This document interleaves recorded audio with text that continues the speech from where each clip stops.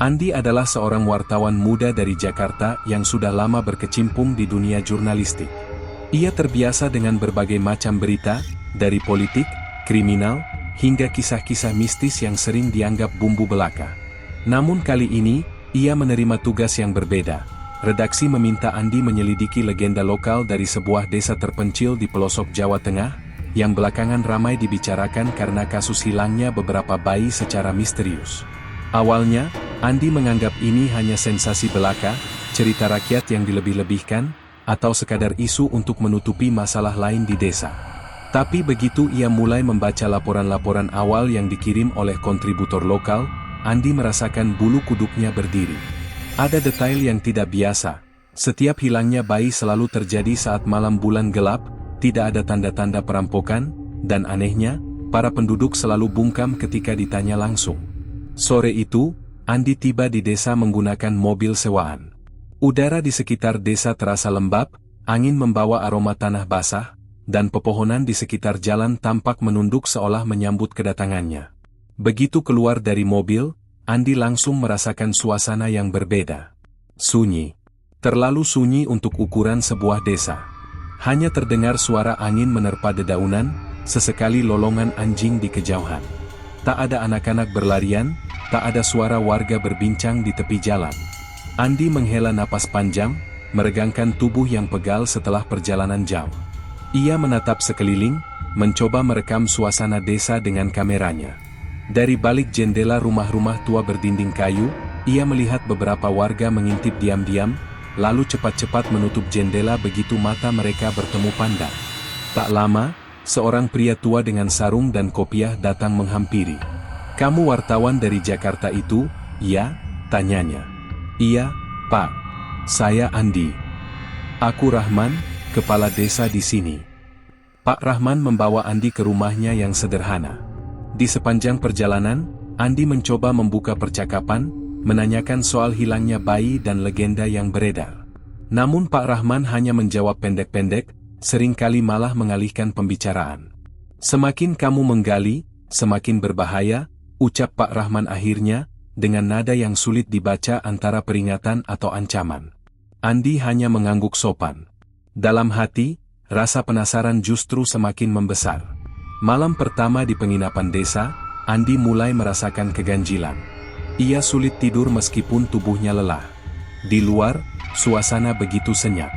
Tidak ada suara jangkrik, tidak ada suara hewan malam lainnya. Bahkan suara angin pun seperti hilang. Sekitar tengah malam, Andi mendengar suara aneh di luar kamarnya. Suara sayup seperti desisan, campuran antara suara napas dan dengungan. Dengan hati-hati, ia berjalan ke jendela, mengintip dari balik tirai tipis. Matanya menangkap sesuatu yang membuatnya menahan napas. Di kejauhan, di antara pepohonan, tampak bayangan samar. Sebuah kepala manusia. Ya, kepala manusia. Melayang-layang, tanpa tubuh, dengan rambut panjang yang tergerai, organ-organ tubuh menjuntai di bawahnya. Andi mundur perlahan, keringat dingin mengalir di pelipisnya. Apa itu? Apakah aku salah lihat? Pikirnya.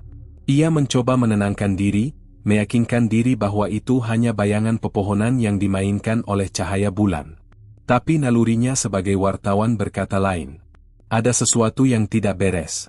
Keesokan paginya, Andi mendatangi rumah Pak Rahman, berharap bisa mendapat jawaban. Namun kepala desa itu tetap mengelak, bahkan tampak lebih gugup dari sebelumnya. Akhirnya, seorang warga tua berbisik kepadanya saat di warung kecil, "Kalau mau tahu, temui saja dukun desa ini. Dia lebih tahu soal kuyang." Kata "kuyang" langsung membuat tengkuk Andi meremang. Ia pernah mendengar kisah itu, makhluk yang hanya berupa kepala dan organ tubuh yang melayang mencari darah atau bayi yang baru lahir. Biasanya, legenda seperti itu hanya muncul di cerita rakyat, dongeng yang menakut-nakuti anak kecil. Tapi sekarang, di hadapannya, semua seperti nyata. Sore itu, Andi memutuskan berjalan menuju rumah dukun desa. Rumah kecil itu terletak agak jauh di ujung desa, tersembunyi di antara pepohonan rindang. Langkahnya semakin pelan begitu mendekat. Ada hawa aneh yang menyelimuti tempat itu. Dinginnya bukan dingin biasa, seolah udara di sekitar rumah itu lebih berat, lebih menekan. Seorang perempuan tua keluar menyambutnya. Matanya cekung, kulit wajahnya keriput, tapi tatapannya tajam menembus. "Aku sudah tahu kau akan datang," ucap sang dukun pelan. Andi menelan ludah. Saya ingin tahu tentang Kuyang." Perempuan tua itu tersenyum samar, lalu berkata lirih, "Bersiaplah, nak. Begitu kamu memutuskan untuk tahu, kamu tidak akan pernah bisa kembali seperti semula." Andi mengangguk pelan. Meski hatinya mulai dihantui ketakutan, ia tahu tugasnya sebagai wartawan baru saja dimulai. Perempuan tua yang dikenal warga sebagai Mak Ija itu mempersilakan Andi duduk di bel bambu kecil di depan rumahnya. Malam mulai turun perlahan, menyelimuti desa dengan kabut tipis. Andi bisa mencium bau dupa samar-samar dari dalam rumah, bercampur aroma rempah-rempah yang menusuk hidung. "Jadi kamu mau tahu soal Kuyang?" gumam Mak Ija sambil menyiapkan secangkir teh panas. Andi mengangguk. "Saya wartawan. Saya cuma ingin tahu kebenarannya." Mak Ija tertawa pelan, tapi tawa itu terdengar lebih seperti gumaman getir. "Anak muda, banyak hal di dunia ini yang lebih baik tidak kamu tahu. Tapi kamu sudah datang, sudah duduk di sini. Dengarkan baik-baik." Perempuan tua itu mulai bercerita. Menurutnya, Kuyang bukan sekadar legenda. Kuyang adalah manusia biasa, seorang perempuan yang haus kekuatan, yang mempelajari ilmu hitam agar bisa hidup abadi, tetap awet muda, atau memiliki kesaktian. Tapi kekuatan itu datang dengan harga mahal. Mereka harus meminum darah segar, terutama darah bayi yang baru lahir.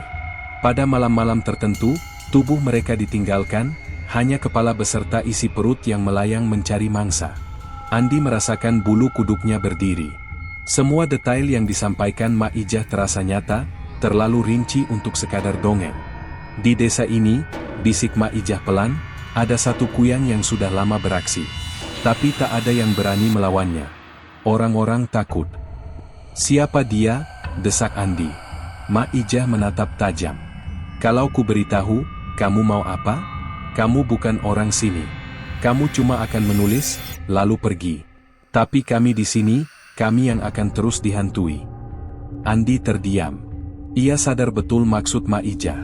Namun sebagai wartawan, rasa penasaran dan tanggung jawabnya untuk mengungkap kebenaran jauh lebih besar. "Aku janji, Bu.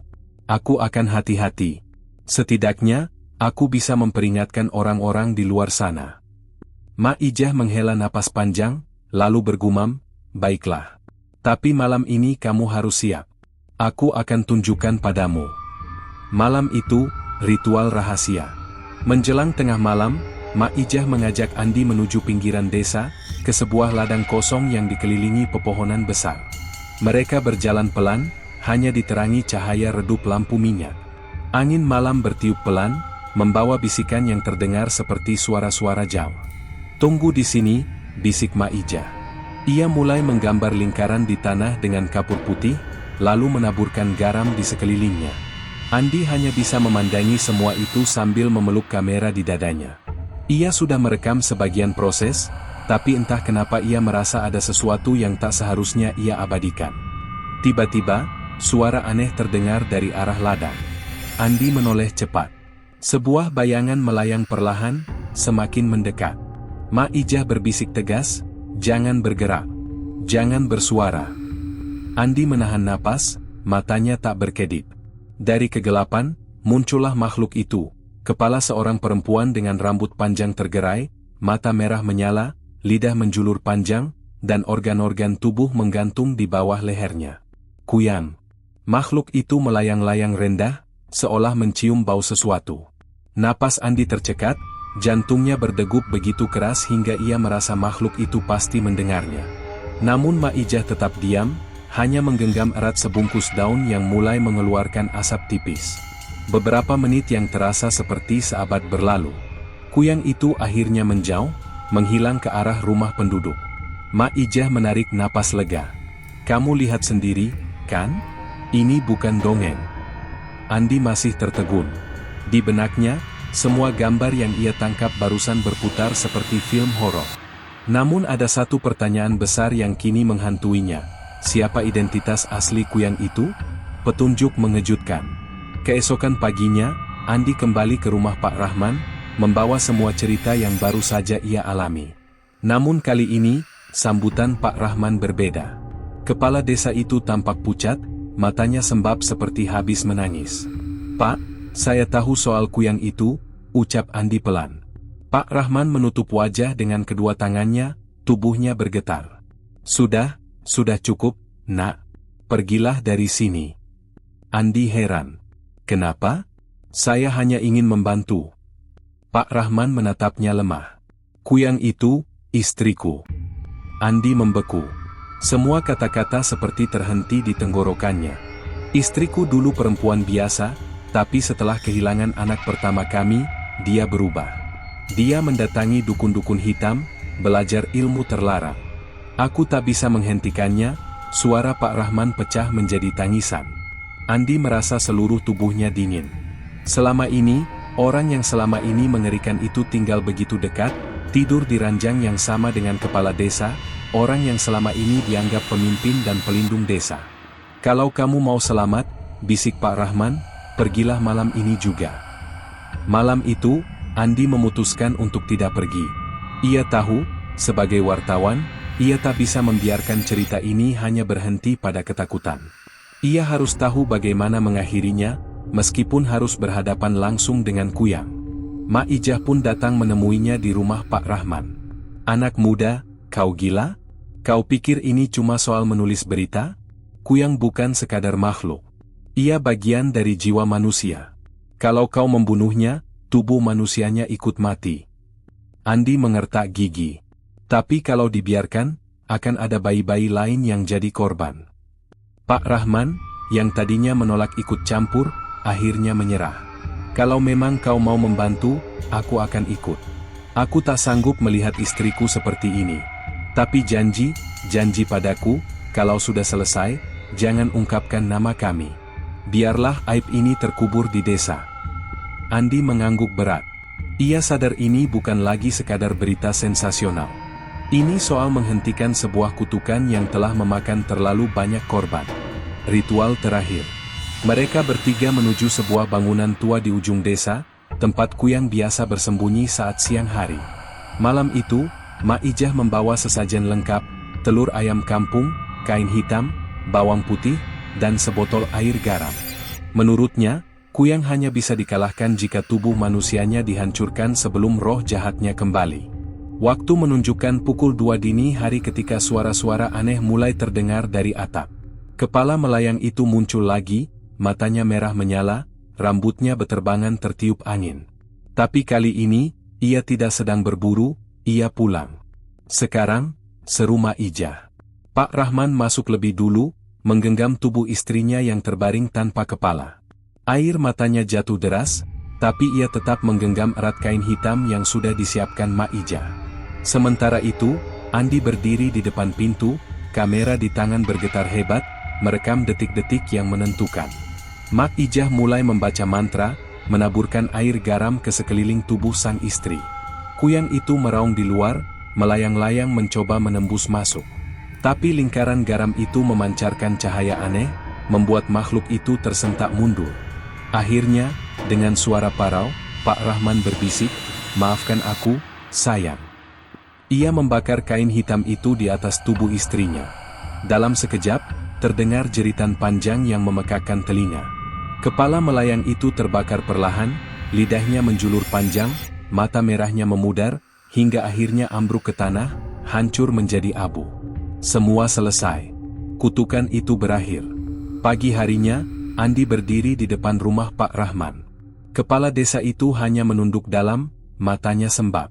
"Aku sudah kehilangan dia 2 kali, Nak. Dulu ketika dia berubah, sekarang ketika dia benar-benar pergi," bisiknya pelan. Andi mematikan kameranya. Semua rekaman itu tetap ada, tapi ia memutuskan untuk tidak mempublikasikan wajah-wajah yang terlibat. Ia menulis laporannya dengan penuh kehati-hatian, hanya menyebutkan bahwa ada sebuah desa kecil di Kalimantan yang berhasil melepaskan diri dari teror kuyang. Sebelum pulang, Mak Ijah sempat berpesan, "Jangan pikir semua kuyang sudah musnah. Di luar sana, masih banyak yang berkeliaran, mencari mangsa. Kau hanya melihat satu, Nak. Ingat itu baik-baik. Andi mengangguk, memasukkan catatan kecilnya ke dalam tas. Saat mobil yang ia sewa melaju meninggalkan desa, ia menoleh sekali lagi ke belakang. Desa itu tampak begitu tenang, begitu damai. Tapi di balik ketenangan itu, ia tahu, ada rahasia gelap yang akan tetap hidup dalam bayang-bayang. Dan malam nanti, mungkin di tempat lain, kuyang lain sedang mengincar mangsanya.